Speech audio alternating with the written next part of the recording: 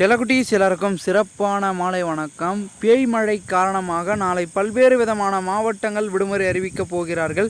என்னென்ன மாவட்டங்களில் கனமழை வெளுத்து வாங்கப் போகிறது, என்னென்ன மாவட்டங்களில் நாளை விடுமுறை வரப்போகிறது, நாளை விடுமுறை வரக்கூடிய மாவட்டம் உங்களுடைய மாவட்டமாக இருக்கலாம். வீடியோவை முழுமைக்கும் பாருங்கள்.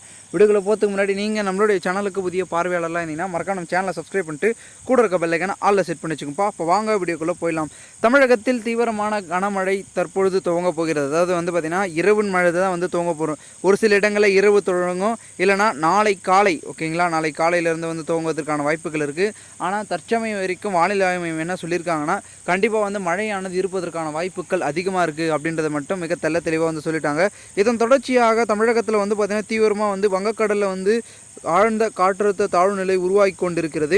இதன் தொடர்ச்சியாக 15ஆம் தேதி தீவிரமாக இருக்கும் அப்படின்றதையும் சொல்லியிருக்காங்க. அதாவது எங்கன்னா இன்றும் நாளையும் எங்கெங்கெல்லாம் மழை பொழிவு இருக்குன்னா, நாகை, திருவாரூர், கடலூர், மயிலாடுதுறை ஆகிய மாவட்டங்களில் மிக கனமழை பெய்வதற்கான வாய்ப்புகள் இருப்பதாகவும், இதனைத் தொடர்ந்து தஞ்சை மற்றும் புதுக்கோட்டை, திருச்சி, அரியலூர், பெரம்பலூர், விழுப்புரம், செங்கல்பட்டு, கள்ளக்குறிச்சி இதனையொட்டி இருக்கக்கூடிய மாவட்டங்களில் ஒரு சில இடங்களில் கனமழையும் ஒரு சில இடங்களில் அதீத தீவிரமான மழை பொழிவும் இருக்கும் அப்படின்றத வானிலை ஆய்வு மையம் தெரிவிச்சிருக்காங்க.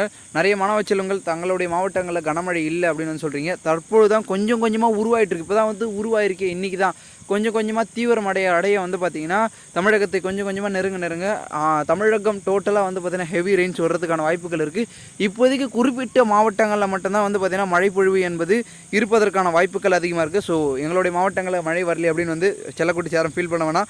கண்டிப்பாக அடுத்தடுத்து வரக்கூடிய நாட்கள் 15ஆம் தேதியிலிருந்து ஸ்டார்டிங்கை பாருங்கள். நாளைக்கு இரவு, அதாவது நாளைக்கு மாலையிலேருந்து தீவிரமான மழை பொழிவு இருக்கும். அது வரைக்கும் கொஞ்சம் விட்டு லேசாக மேகமூட்டங்கள் இது போன்ற சூழல் தான் நிலவும். ஸோ அது வரைக்கும் நீங்கள் வெயிட் பண்ணி தான் ஆகணும். ஸோ நான் இப்போ சொன்ன மாவட்டங்களாக நாளை விடுமுறை வருவதற்கான வாய்ப்புகள் என்பது மிக அதிகமாக இருக்குது. வீடியோ பார்த்துருக்க செல்லக்குடி உங்களுடைய மாவட்டங்களில் கனமழையின் தாக்கம் இருக்கிறதா அப்படின்றத மறக்காம கமெண்ட் மூலம் சொல்லுங்கள். உங்களுடைய கமெண்ட்ஸுக்காக நான் வெயிட் பண்ணுறேன். தேங்க்யூ ஃபார் வாட்சிங் திஸ் வீடியோ.